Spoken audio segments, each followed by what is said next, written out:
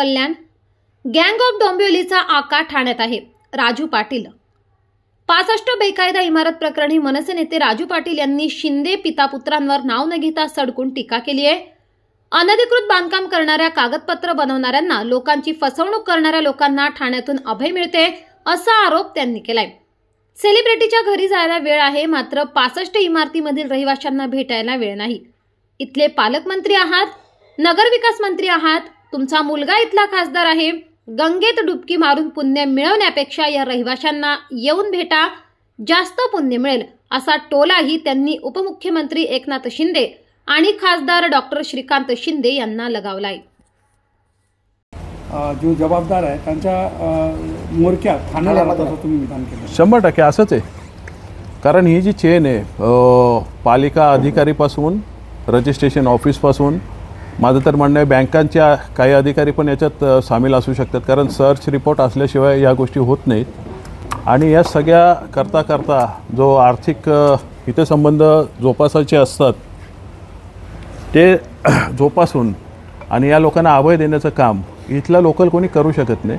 ते ठाणेवालेच करतात. हा माझा स्पष्ट आरोप आहे.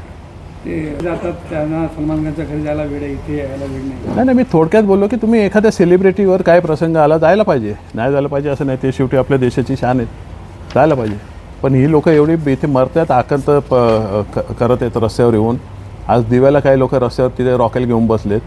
पालकमंत्री आहेत ना, त्यामुळे काय गंगेत कधी जा डुबकी मारली पाप धुतले जातात. इथे पुण्य मिळेल ते जास्त मिळेल असं माझं म्हणणं आहे. त्यामुळे इथं पालकमंत्री आहेत, नगरविकास खातं त्यांचं आहे, त्याने येऊन जायला पाहिजे. मुलगा आहे ते खासदार आहे. 6 महिने जे लक्षात आहे त्यांची आता भूमिका आहे, परत 6 महिन्यात ते परत जाणार नाही असं तुम्ही एक विधान केलं. नाही, माझं म्हणणं तो दीपेश म्हात्रेंच्या बद्दल आहे की दीपेश म्हात्रे 6 महिन्यापूर्वी उभाटा गटात आलेले आहेत, चांगलं काम करतात, लोकांच्या पाठीशी उभी आहेत. मला त्यांचा फोन होता की तुम्ही पण या सर्वपक्षीय बोलवलेत. मी म्हटलं माझी भूमिका थोडी वेगळी आहे, मी वेगळी मांडणार आहे. माझं त्यांना विनंती आहे की अजून 6 महिने तुम्ही परत घरवापसी करणार नसाल तर ही तुमच्याकडे अख्खी चेन आहे. त्यांना अख्खा माहिती आहे कोण कसा पैसा जमा करतो, कोण काय आहे. त्यांनी प्रामाणिकपणे ते लोकांपुढे सांगावे. दीपेश म्हात्रेच्या पुढे मी नाही उभं राहिलो तर फुकट. खोटे कागद देखील की तुम्ही बोलले त्याच्यावर पोलीस काय कारवाई करताना दिसत नाहीये. कोणाच्या आदेशाने कारवाई होत नाही. नाही, एकतर हा अख्खा नेक्सस आहे, ही अख्खी चेन आहे. पोलीस पण याच्यात सामील आहेत. कधी कधी पोलिसांवर दबाव आणला जातो, एक काम फुकट कर, परंतु 10 कामात ते पण सहभागी असतात. ही बांधकामं जी आहेत ही काय एका रात्रीत वर येत नाहीत.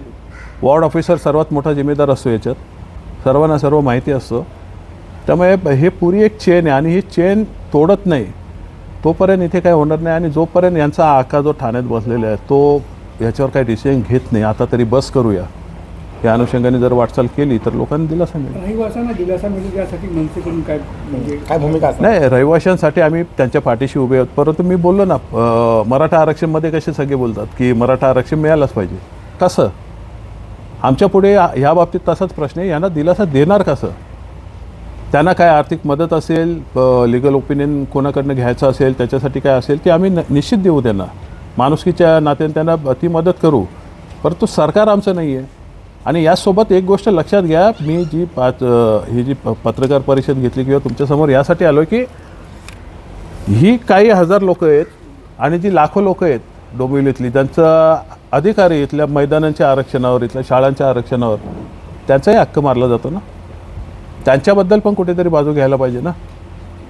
जे गुन्हे दाखल झाले जेव्हा जास्त लोक शिवसेना शिंदे गटात आहेत, तुम्ही नाव ना घेता बोलले, एक गट बोलले, तर त्यावर तुमची काय प्रतिक्रिया? तुमच्या प्रश्नातच माझं उत्तर आहे. हे सगळे शिंदे गटात नव्हते पूर्वी.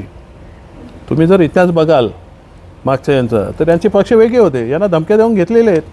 माझ्या या विधानसभेच्या निवडणुकीच्या वेळेस या लोकांना असंच वापरलं आणि ही सवय लागणार आहे.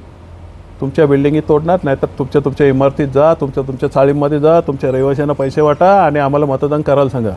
आला नाही, आमच्याकडे तुमच्या इमारत वाईज, चाळ वाईज आमच्याकडे यादी आहे. जर मतदान आलं नाही तर त्या बिल्डिंगी तोडल्या जातील अशी धमकी देऊन कामं केली.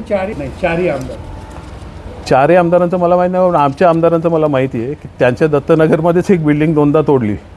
ती त्यांच्या ऑफिससमोर उभी पण राहिली. त्यामुळे कोणाची काय मेंटॅलिटी आहे ती त्याच्यातनं दिसते. आणि हे बोलणार नाही हो, काही लोक हस्तक आहेत. ते दिसायला फक्त आमदार आहेत असं तर त्यांना शुभेच्छा आहेत माझ्या, परंतु कदाचित त्यांचा हात फ्रॅक्चर झाला म्हणून आले नसतील या प्रकरणात लोकांपुढे येतील, पण भूमिका काय मांडतील?